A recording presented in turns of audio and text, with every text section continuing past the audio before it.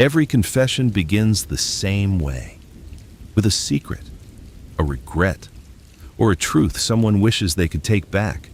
Tonight, you'll hear one of them. This is Confessions After Midnight. People assume you know every inch of your own home. I used to think that too. Then I tapped on my bedroom wall, and it tapped back. Not immediately. Not like someone was answering me. More like the wall itself was hollow. I'd lived in that house for 8 years, painted every room, replaced every floor, installed new plumbing, new wiring, new windows. I knew where every pipe ran, every electrical outlet, every support beam. Or at least, I thought I did. It started because I wanted a bigger closet. Nothing dramatic, nothing mysterious, just a Saturday renovation project. I rented a stud finder, marked the wall, measured everything twice, then hit the drywall with a hammer. The first swing sounded normal. The second sounded different. Not solid. Empty. I hit it again. Same sound. There shouldn't have been empty space there. According to the house plans, the other side of that wall was the exterior brick. There wasn't enough room for anything else. Curiosity is funny. It starts as a whisper. That's strange? Then becomes an itch. Just check. Then an obsession. You won't sleep until you know. By sunset, I'd cut a square large enough to crawl through. Instead of insulation, there was darkness. Cold air drifted out, and somewhere inside that darkness, I heard a grandfather clock chime 3 times. The problem? I didn't own a grandfather clock. I convinced myself there had to be an explanation. Maybe an old utility space. Maybe a sealed storage area. Maybe the previous owners had done something strange. Sunday morning, I drove to City Hall. The clerk smiled when I asked for the original architectural drawings. She printed them without much interest. I spread them across my kitchen table. Every measurement matched my house. Every window, every hallway, every closet, except one wall. The wall I'd opened.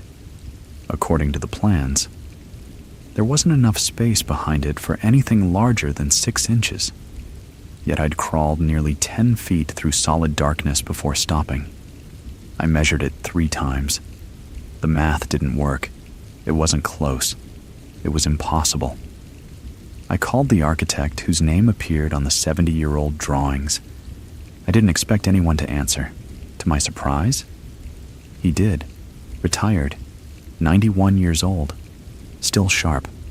I emailed him photos. 10 minutes later, my phone rang. His first sentence made every hair on my arms stand up. I've drawn over 400 houses. A pause. I never designed that hallway. That night, I went back, this time with better lights, a crowbar, a tape measure, and my phone recording everything. The opening led into a narrow hallway. Concrete floor, wood-paneled walls, no dust. That was the first thing that bothered me. A space sealed for decades should have been filthy. This wasn't. Someone had cleaned it. Recently. The air smelled faintly of cedar. Not mold, not decay. Like someone wanted the room preserved. The hallway ended at a heavy oak door. Old, handmade, brass handle polished by years of use. There was no lock on the outside, only a keyhole. Someone had locked it. From the other side. I laughed nervously, because fear always makes me laugh. Then I knocked. Once, twice, nothing. I reached for the handle. It turned. Slowly. The door opened inward. The room beyond looked untouched by time. Bookshelves, a record player, an old leather chair, a child's wooden rocking horse, a fireplace, a desk, everything arranged with impossible care, as if someone had just stepped out for a moment. Then I'd noticed something that froze me in place. On the desk sat a steaming cup of coffee. I didn't walk farther into the room. Every instinct told me to run. Someone had been there, maybe minutes earlier. The coffee couldn't have been more than 5 minutes old. Steam still curled from the mug, yet the room was silent, completely silent. I checked every corner. No closets, no windows, no second door, no place for anyone to hide. Just one room, one exit. The same exit I was standing in. If someone had left, they would have had to walk past me. I looked at the coffee again. Beside it lay an envelope, cream-colored, unsealed. My hands shook as I picked it up. Written across the front were 2 words. For Nathan. Nathan. My name. Not to the homeowner, not occupant. My name. In handwriting I didn't recognize. Inside was a single sheet of paper. No greeting, no signature. Just one sentence. You're early. You weren't supposed to remember until October. I checked the date on my phone.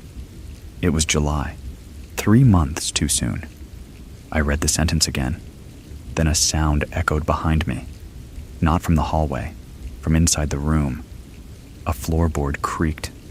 Slowly, deliberately, like someone had shifted their weight. Directly behind my chair. I spun around. The room was empty. Except the rocking horse. It wasn't still anymore. It was gently moving. Back and forth. Back and forth. As if a child had climbed off it only seconds before. I searched the room again. Slower this time. Every shelf. Every drawer. Every inch of the floor. Nothing explained the coffee. Nothing explained the letter. Then I noticed something sitting beneath the desk. An old cassette recorder. The kind journalists used in the 80s. A yellow sticky note was attached to it. It read, "Press play." Against my better judgment, I did. Static filled the room. Then a man's voice. Calm, measured, familiar. Too familiar. "Hello, Nathan." I stopped breathing. It was my voice, older. Not by decades, by a few years. "I know you're confused." A nervous laugh escaped the recording. I always am at this point. My heart began pounding. "This is the 4th time you've found the room." I ripped the cassette out of the recorder. No, that wasn't possible. 4th time? I'd never seen this room before yesterday. Had I?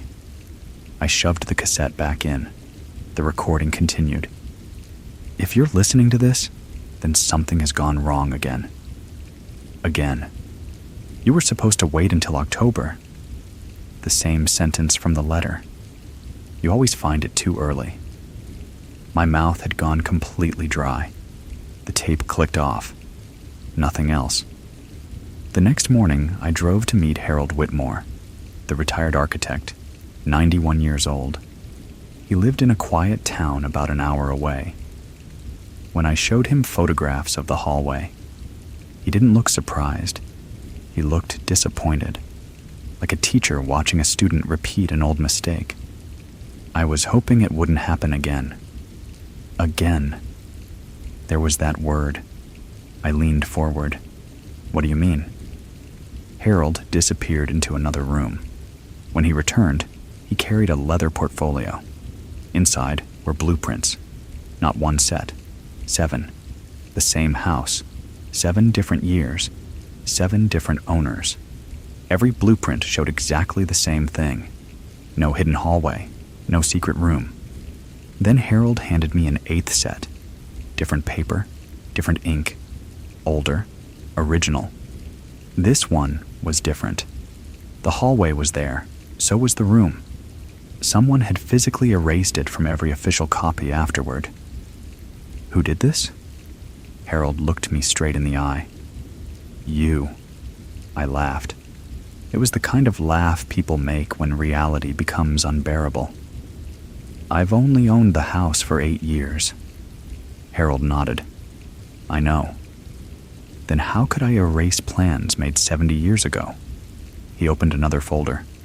Property records, every owner, every sale, every transfer. At first, everything looked normal, until I noticed something. Every owner sold the house after exactly 8 years. Not 7, not 9, exactly 8. Every single one. And every sale happened within 2 weeks of October 14th. My stomach tightened. That's strange. It gets stranger. Harold slid another page toward me. Each owner had filed the same complaint. Different decades, different handwriting, same sentence. There's a room that shouldn't exist. I looked at him. What happened to them? His face darkened. They all disappeared. That evening, I returned to the hidden room. I wasn't scared anymore. I was angry.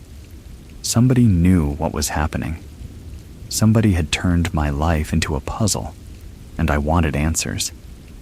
I searched the bookshelves again. One book refused to move. I pulled harder. A hidden compartment clicked open. Inside was a single photograph. It showed 5 people standing in the room.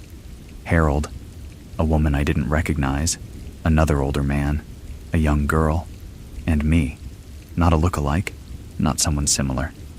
Me, wearing the same watch I own today, the same wedding ring, the same scar on my chin. The photograph had been taken 10 years ago, 2 years before I bought the house. I turned it over. Written in black ink were 6 words. We almost got it right. I searched the room until midnight. At exactly 12:01 a.m., something happened. The grandfather clock chimed. Not 3 times, not midnight. It chimed once. Then a tiny brass compartment opened beneath the face of the clock. Inside was another envelope. This one was sealed with red wax. Across the front, do not open before October 14th. Below that, in the same handwriting as before, no matter what you remember. I hadn't told anyone about October. Not Harold, not the police, not my friends. Yet, whoever prepared these letters knew I would reach this point. They knew I'd find the compartment. They knew the date mattered. The question wasn't how. The question was why October 14th kept appearing. Then I checked my phone calendar. October 14th. I already had something scheduled. An all-day event. One I had no memory of creating. It contained only 3 words. Come back alone. I spent the next day trying to prove someone was manipulating me. I checked cloud backups, calendar history, email logs, security footage. Nothing. The calendar reminder had existed for 8 years. Created the same week I moved into the house. The account confirmed it. The timestamp confirmed it. The IP address was mine. I created that reminder. I just didn't remember doing it. That night, I returned to the hidden room one more time. The coffee cup was gone. In its place sat another note. Fresh ink, fresh paper, just 1 sentence. Good. You're beginning to remember us. I searched every corner again. No footprints, no cameras, no hidden speakers, nothing. Then I noticed something I'd somehow overlooked from the beginning. The room didn't contain a single mirror, not one. And suddenly, I understood the first real truth of this house. The room wasn't trying to hide itself from me. It was trying to hide me from myself. I stopped sleeping. There wasn't much point anymore. Every time I closed my eyes, I dreamed about the hallway. Not the room, the hallway. Always the hallway. Always walking toward the same oak door. Always hearing someone whisper my name before I reached it. Every morning, I'd wake up convinced I'd forgotten something important. Not a dream, a memory. Something that belonged to me. Something just out of reach. On the fourth night, I installed security cameras. 6 of them. 1 in my bedroom, 1 facing the opening in the wall, 2 inside the hidden hallway, 1 inside the room, 1 outside the front door. If someone was entering my house, I'd finally know how. The next morning, I reviewed the footage. Nothing. Until 3:14 a.m. Every camera froze, not all at once, one after another. Bedroom, hallway, living room, front porch. Each froze for exactly 63 seconds, then resumed. Only one camera kept recording, the one inside the hidden room. My hands began shaking, because during those 63 seconds, the rocking horse stopped moving, the fireplace lit itself, and someone walked into frame. It was me. I watched the footage 12 times. The man looked exactly like me. Same height, same build, same limp in his left leg from an old basketball injury. He walked into the room carrying a leather notebook, sat at the desk, wrote something, looked directly into the camera, then smiled. Not a sinister smile, a tired one. The smile of someone who'd finally reached the end of a very long road. Then he stood, walked toward the bookshelf, and disappeared. Not behind it, not through it. He simply wasn't there anymore. The recording continued for another 2 minutes. The room remained empty. I slowed the footage down frame by frame. No cuts, no glitches, no hidden edits. Whoever that man was, the cameras believed he was me. I searched the desk immediately. The notebook wasn't there, but beneath the desk drawer, I found a false compartment. Inside was a black leather journal. The first page read, "If you're reading this, you're version 4. I laughed out loud. It sounded unhinged, because that's exactly how the sentence felt. Version 4? I turned the page. You'll think you've discovered the room for the first time. You haven't. You'll believe the cameras are malfunctioning. They're not. You'll assume someone is manipulating you. Only partly.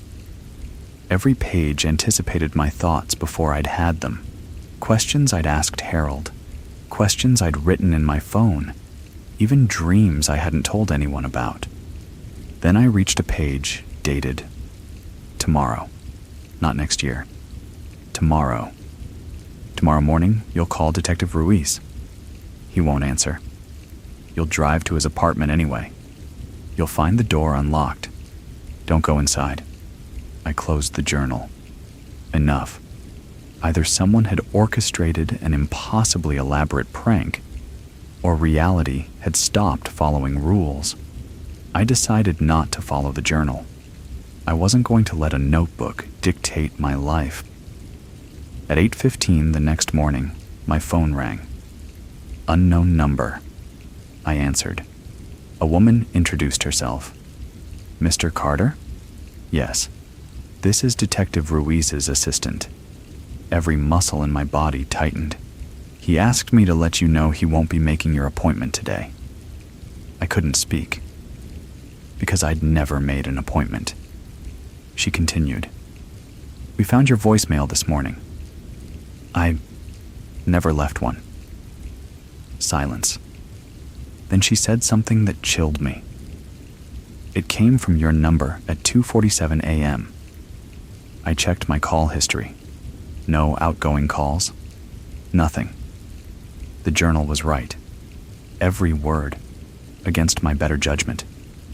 I drove to Ruiz's apartment. The building superintendent met me outside. You a friend of the detective? I've never met him. The old man frowned. That's strange. Why? He left you something. The superintendent handed me a small wooden box. Locked. No key. My name carved into the lid. Not written, carved. As though someone expected it to last a lifetime. Inside, After forcing it open with a screwdriver were 3 objects: a brass key, a pocket watch stopped at 3:14, and a Polaroid photograph. It showed Detective Ruiz standing in the hidden room. Beside him, Harold, the unknown woman, the young girl, and me, only this time. There were 6 people. The 6th figure stood in the back, face blurred, hands in his pockets, watching everyone else. On the back was a single sentence: "He never enters the room. The room enters him." That night, I finally found something I'd missed. Not in the room, in my own house. The electrical panel, tucked behind decades of wiring, was an inspection sticker. The date read October 14th, 8 years ago, the day I supposedly moved in, except beneath the date was another line. Occupancy approved, second residence. Second residence? There was only one house, one kitchen, one bedroom, one address. Unless the hidden room wasn't an addition. It wasn't a secret.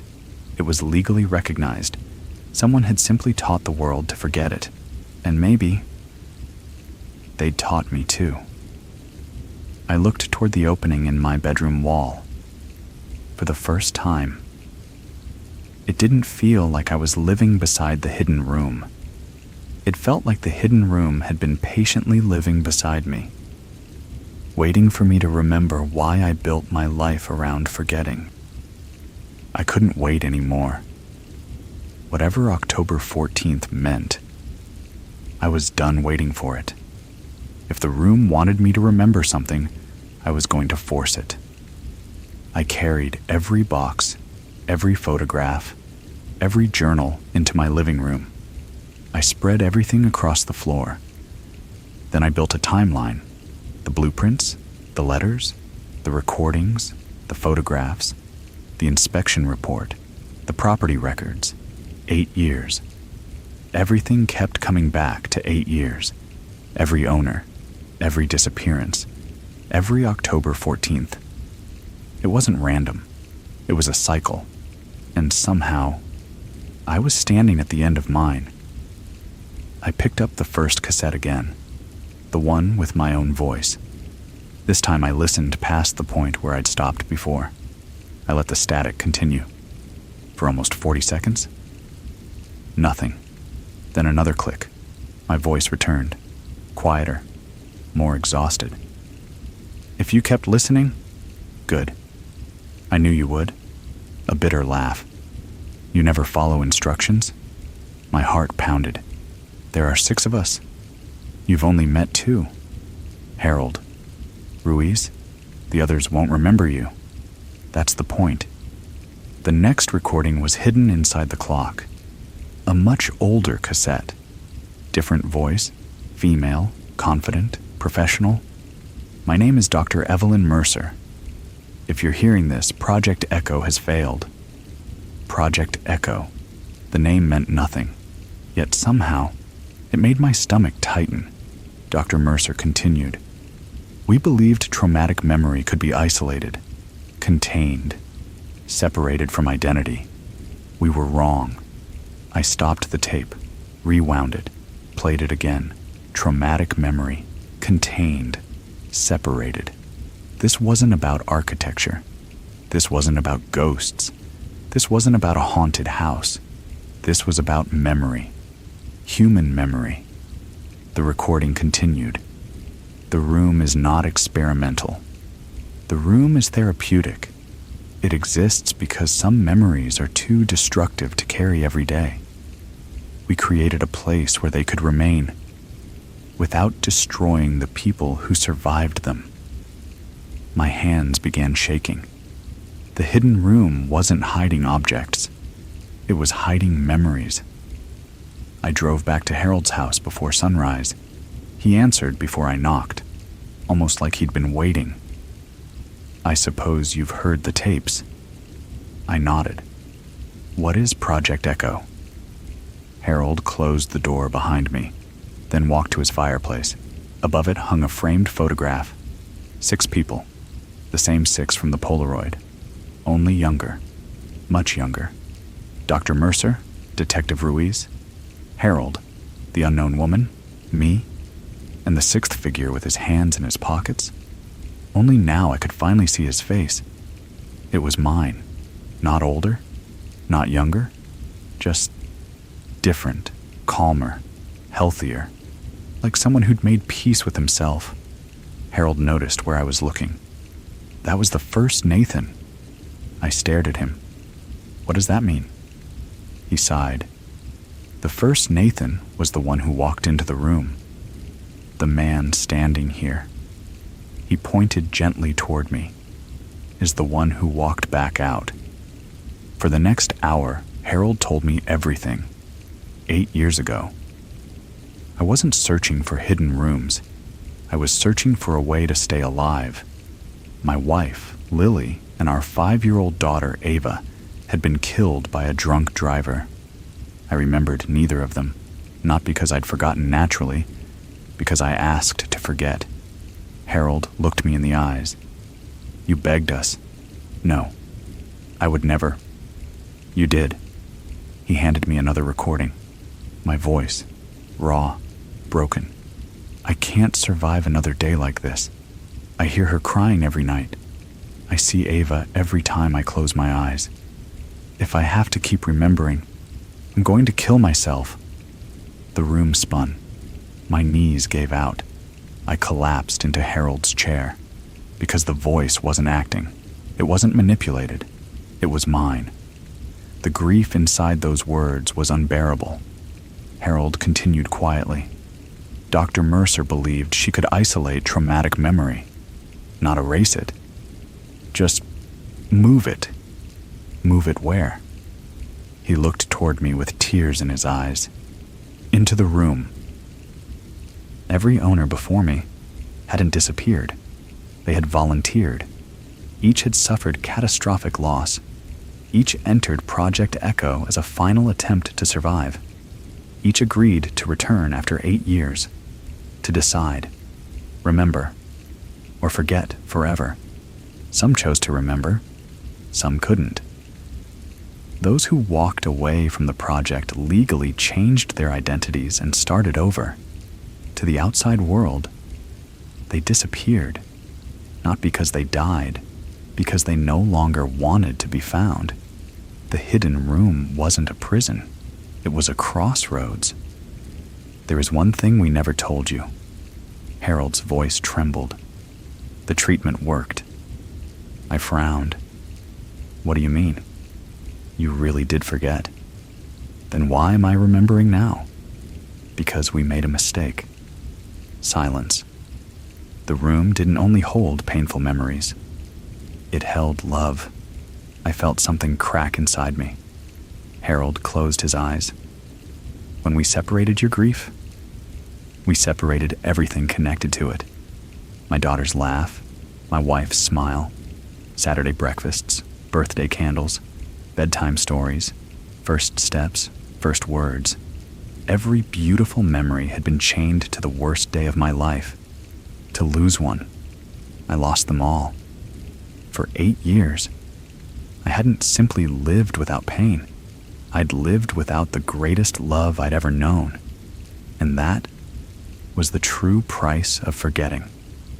Harold reached into the inside pocket of his coat. For the first time since we'd met, his hands were shaking. He placed a thick envelope on the table between us. Across the front, in my own handwriting, were 5 words.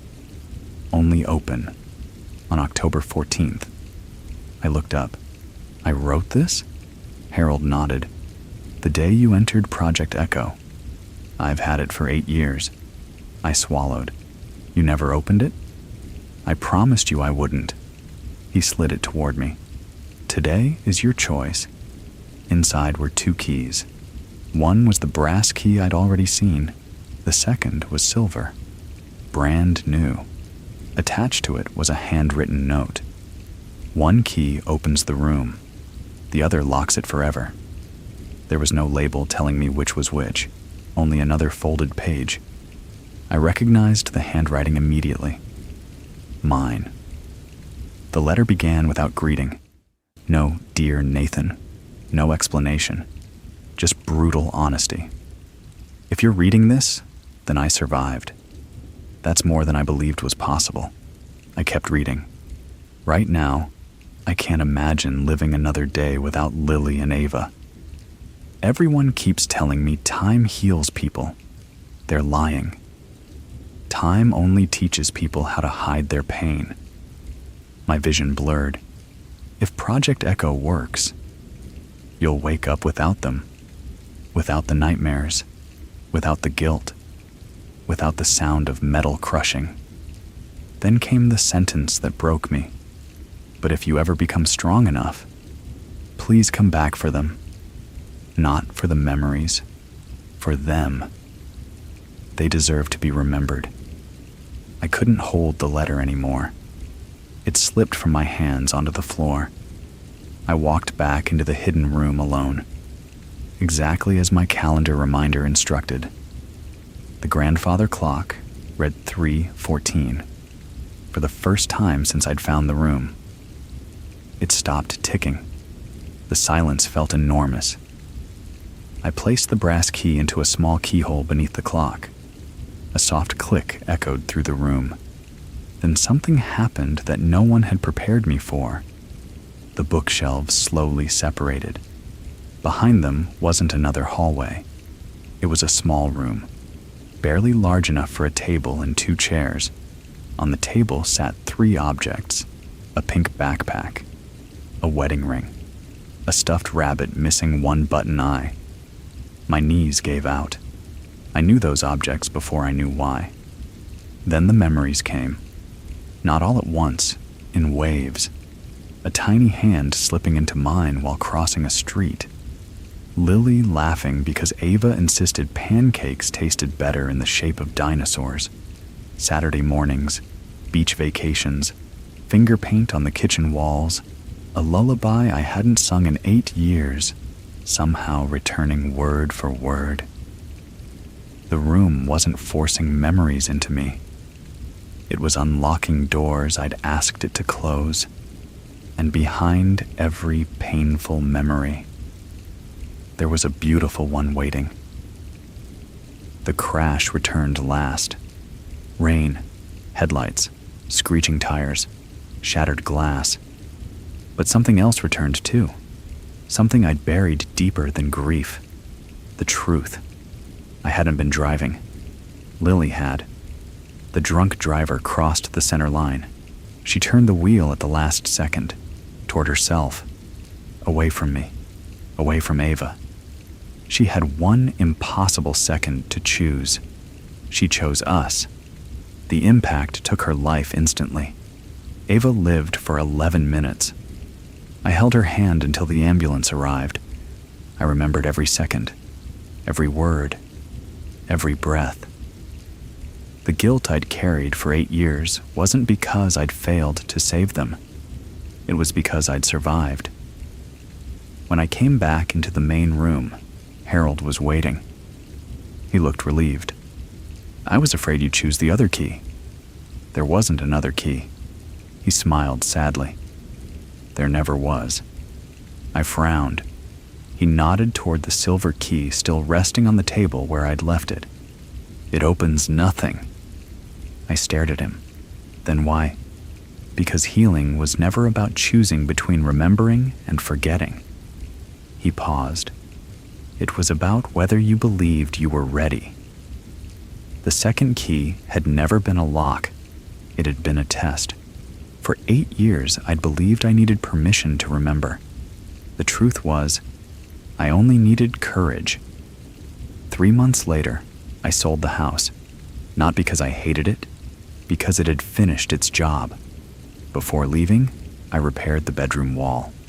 Carefully. No hidden doorway, no exposed hallway. Just smooth drywall, fresh paint. A normal bedroom. Anyone who bought the house after me would never know what had existed behind that wall. Some places don't need to become legends. Some places deserve to become peace. Harold died 6 weeks after I moved out. He left me one final note. The room was never inside the house. The house was built around the room. For the first time, I understood. Project Echo had never been about architecture. It had always been about people. Broken people. People standing one step away from giving up. People who needed somewhere to set down unbearable pain until they were strong enough to carry it again. Every Sunday morning, I visit the same park. There's a playground on the far side. Most people probably don't notice the old wooden rocking horse near the entrance. I do, because it looks exactly like the one from the room. I sit on the same bench, drink terrible coffee, watch children race across the grass. Sometimes I cry. Sometimes I smile. Usually both. People think healing means the pain disappears. They're wrong. Healing is finally allowing joy to sit beside the pain, without asking either one to leave. Last week, a little girl dropped her stuffed rabbit while running past my bench. One button eye was missing, just like Ava's. Her father picked it up. She hugged him. They walked away, laughing. For a moment, I almost called out. Not because I thought she was my daughter, but because I remembered what it felt like to be someone's whole world. I watched them until they disappeared around the corner. Then I looked up at the morning sky. For the first time in 8 years, I said their names out loud. Lily, Ava. The wind moved gently through the trees.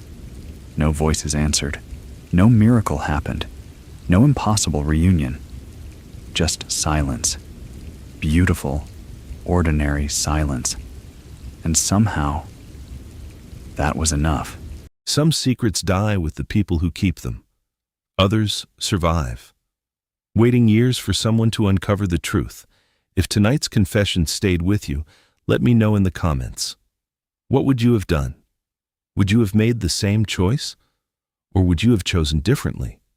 I read as many comments as I can, and some of the most powerful stories come from this community. And if you're new here, subscribe to Confessions After Midnight for more true-to-life confessions, hidden secrets, family betrayals, shocking revelations, and stories that stay with you long after the screen goes dark. Because somewhere, right now, someone is carrying a secret they haven't told a soul. And one day, that secret may become a confession. This has been Confessions After Midnight, where every secret has a story, and every story leaves a scar. Good night, and be careful what you bury.